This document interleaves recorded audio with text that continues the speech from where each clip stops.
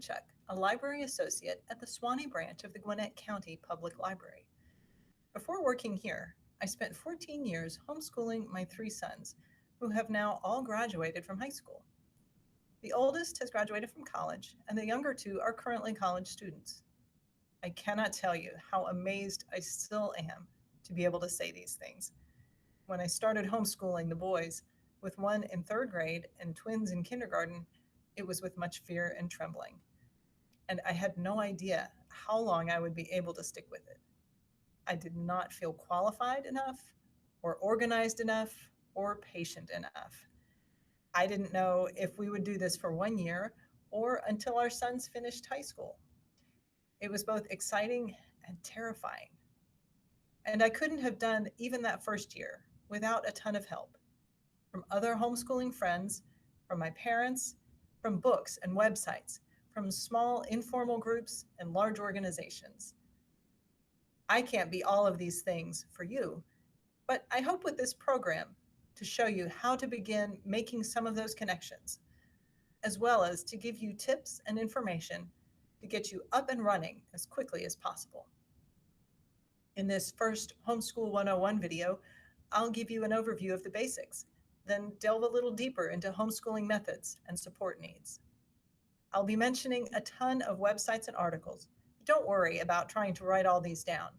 You can find a link to handouts I've created about homeschooling resources in the video description below and on the event link for this program on the gwinnettpl.org website. Now for the basics. Whether you've been working on your homeschooling plans for months or just decided yesterday to homeschool, check out the websites of Homeschool Legal Defense Association, that's hslda.org, Georgia Home Education Association, that's ghea.org, and thehomeschoolmom.com. Explore everything these sites have to offer about what homeschooling is all about, getting started, legal requirements, stages of homeschooling, connecting with other homeschoolers, and more. Each one has an article with specific steps for getting started. And while there is some overlap between these websites, there are enough differences to make it worthwhile to read them all if you have the time. These three websites will go a long way towards helping you get a handle on first steps. Next, you'll want to make sure you understand the legal requirements for homeschooling. That's pretty easy to do here in Georgia, but each state is different. In Georgia, the only thing you have to actually submit to the state is the annual letter of intent to homeschool. Make sure to keep a copy for your records.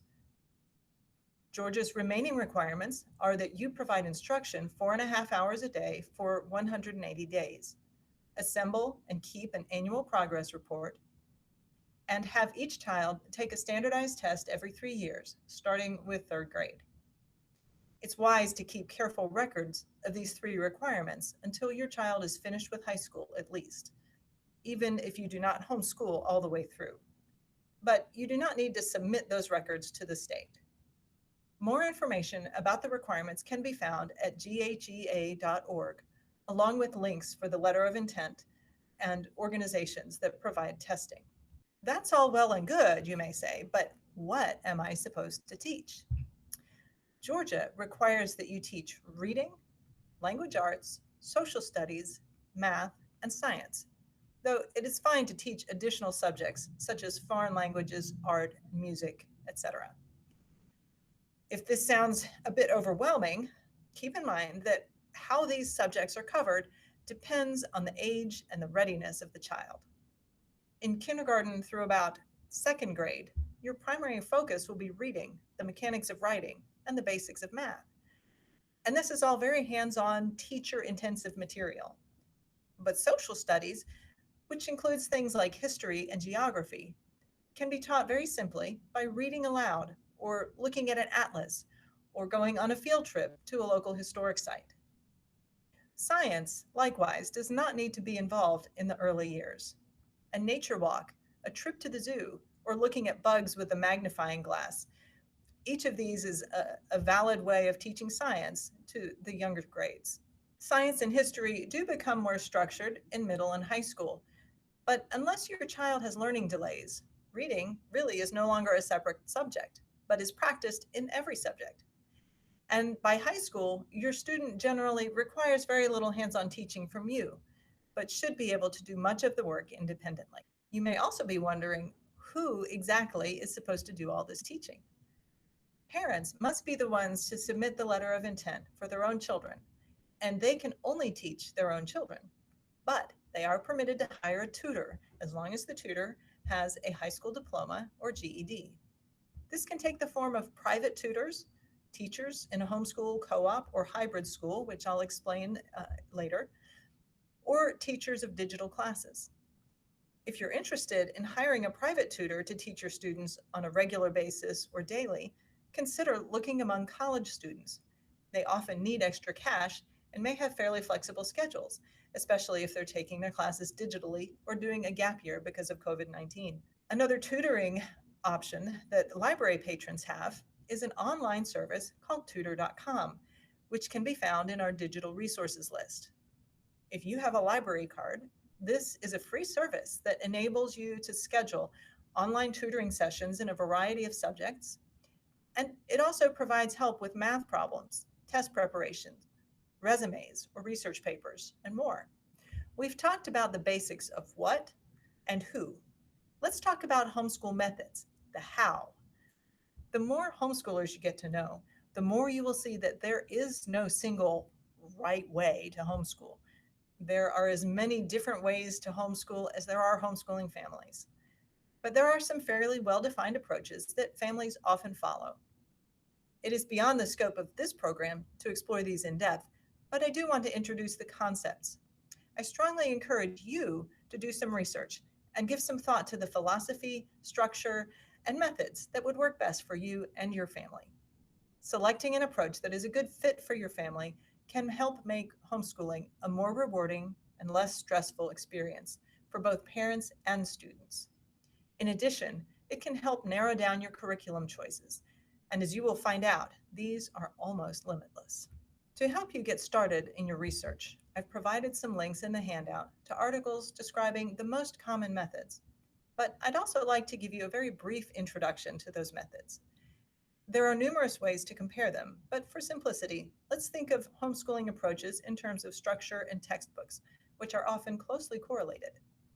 If we compare them on a continuum, ranging from a very rigid structure to a very flexible structure, in general, the more rigid the structure, the more heavily the method relies on traditional textbooks, with the more flexible structures relying more on literature and real-life experience. The most rigid would be the online public school options, where students are completing the same coursework as the in-school students. Next on the continuum would be a broad category termed school at home or traditional homeschooling, in which the parents select the curriculum themselves but model the school day and the course of study after a standard school classroom. Moving towards the middle of the continuum, you'll find the classical approach, which is much more flexible in the elementary grades, but follows a fairly strict structure in the middle and high school years. A bit more flexible is the Charlotte Mason approach, which emphasizes the use of good literature and time outside. The approaches with the most flexibility are the Montessori method, which is a very hands-on approach primarily for the elementary years, and unschooling, also known as student-led or delight-directed homeschooling. But it seemed to me that it would also be helpful for you to hear an example of how one family's use of homeschool methods can change over time. Because the choice of a method should not be a rigid thing, but a tool that flexes and changes as your family's needs change. So here's what this looked like for my family. We started homeschooling when our oldest son was entering third grade and our twin boys were entering kindergarten. All three were active, exuberant, and headstrong, and it was important to me that they have a flexible schedule, which allowed plenty of time for them to move around and be outside. The Charlotte Mason approach seemed like the best fit for their needs and my personality. So for our first year, I used the guidance provided on a Charlotte Mason website called amblesideonline.org. This worked well at first, but as we got into the spring semester, I found that it didn't provide enough structure to help me push through my waning energy and the boys' waning interest. So that summer, I found Sunlight Curriculum, which is considered a school at home approach because it provides a complete course of study. But it definitely has Charlotte Mason leanings, and it has flexibility in that you can choose to use only part of the program, and it can be adapted for use with several grade levels at once. So I began to use their reading and history programs because they included an abundance of excellent literature and a detailed weekly schedule that provided the structure I needed. I continued to follow a Charlotte Mason style schedule and method for science and math instruction. That worked beautifully until my oldest was in sixth grade, and it became clear that he needed a more structured composition program than either Sunlight or I could provide. I heard about a homeschooling community called Classical Conversations, which follows the classical model and used a very well structured composition program. For his seventh grade year and the twins' fourth grade year, we joined a Classical Conversations community. Though there were things we really disliked about that program and approach, we ended up staying with it for the next 8 years, in large part because of the strength and support of the Classical Conversations community.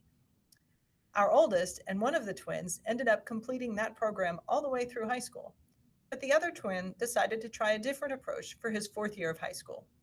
So he took 2 classes at a local hybrid school, did some classes at home with me, reverting to some Charlotte Mason methods, and took an online calculus class. We also decided to include a fifth year of high school for the twins so that they would have time to take some dual enrollment classes. Now you've got some basic info under your belt and some approaches to play around with, but you need more than that to succeed in homeschooling. No matter what your circumstances are, no matter how much you know, the reality is that you've taken on a tough job and you're going to need support. There are 3 levels of support: advocacy, local, and personal, and each of them contributes a critical piece to the puzzle. I've already introduced you to the 2 advocacy groups that are most relevant: Georgia Home Education Association and Homeschool Legal Defense Association. Their websites explain their purpose and strengths, and although there is some overlap in what these organizations do, I strongly recommend that you join both. Why? Having an HSLDA membership is kind of like health insurance. It feels a little expensive, but you don't want to be without it if you get seriously ill or injured. Likewise, though homeschooling is legal in every state, sometimes families run into legal difficulties, whether because they overlooked something or because an official misunderstood the law. But an HSLDA member has an immediate source of help, whether the solution is as quick as answering a question or as involved as a court case. There's a lot of peace of mind in that. Members can also take advantage of HSLDA's consultant service, which provides personalized help in addressing specific problems or in just figuring out a good game plan for your family. Additional reasons to join HSLDA include supporting their national advocacy efforts and their charitable arm, which provides grants and assistance for homeschooling families in need. GHEA, like other state advocacy groups, works to promote homeschool-friendly legislation at the state level, in addition to helping connect homeschoolers with resources, organizations, and special events, like workshops or graduation ceremonies.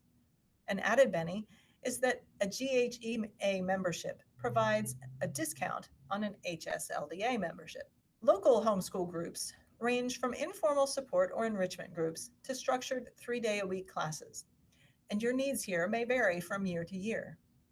A well-selected support group, co-op, or hybrid school can make the difference between burnout and thriving. If you don't already have friends who homeschool, I would consider finding some kind of local group a necessity for homeschool survival. These groups will open doors for you to get acquainted with other parents, in addition to providing activities or classes for your students. Let me define 2 terms that may be unfamiliar. A co-op is usually a group of parents who pool their resources to provide either academic or enrichment classes once a week. And often parents are required to help with teaching or operations in some way. A hybrid school is a cross between a co-op and a private school, providing either a whole program or a la carte classes with paid teachers.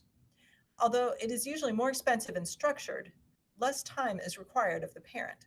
I've included a list of a few groups in our area that I've had contact with, as well as websites that provide more extensive lists of local or regional groups. If you plan to homeschool your children at the high school level, another thing to be aware of is accreditation. All public schools and most private schools are accredited, which simply means that they have been evaluated by an outside agency to determine if their programs measure up to certain accepted standards. Homeschools can submit to this process for their high school students as well, but it is not required. The most obvious advantage is that accreditation simplifies the college application process in Georgia because Georgia colleges make a distinction between accredited and unaccredited homeschool diplomas. And they view an accredited student as having been in school. Not all states make this distinction. The difference this makes in Georgia varies from college to college. And in my experience, it is a bigger issue with the large state schools. Some of these schools do require significantly more paperwork in the application process for unaccredited homeschool students. For more information on accreditation, see ghea.org. There's also a smaller local organization which is accredited through GAC, the Georgia Accrediting Commission, called Northeast Independent Preparatory Academy, or NIPA. NIPA provides guidance, structure, and accountability for those who want an accredited homeschool. Their website is nipa-ga.com. Finally, as important as it is to have groups and activities for your kids to belong to, it may be even more critical to find personal support for you. By personal support, I generally mean individual friends or relatives who understand and support your decision to homeschool. I'm talking about someone you can call at 3 in the afternoon when your toddler is screaming, your 5-year-old is chasing the cat, and your 7-year-old has been working on the same assignment for the last 2 hours with no progress, and you're pulling your hair out. You need someone who can talk you down off the ledge and won't be shocked when you vent about how crazy your day was. Other homeschooling parents are the best candidates for this simply because they've been there, but trusted family members are often very helpful too. However, sometimes even this is not enough. Don't be ashamed to seek help from a professional counselor if you find the pressure is just too much. Sometimes being able to talk out your frustrations with an impartial third party can make a world of difference. Well, that's all for Homeschool 101 Part 1, Getting Started. This video is just a brief introduction, and homeschooling can be really complicated. If you want some one-on-one help regarding homeschooling and how the library can support you as you begin this exciting journey, you can book a librarian. To do that, visit gwinnettpl.org and look for a Book a Librarian under the Find It heading. Thank you for joining me today, and I hope you will also join me for Homeschool 101 Part 2, Nuts and Bolts, where I'll talk more about tools for building a solid homeschool program, like working out a schedule and finding curriculum. Whatever your next step is, remember that although homeschooling is a tough job, it can also be a joyful journey, and that is my wish for you.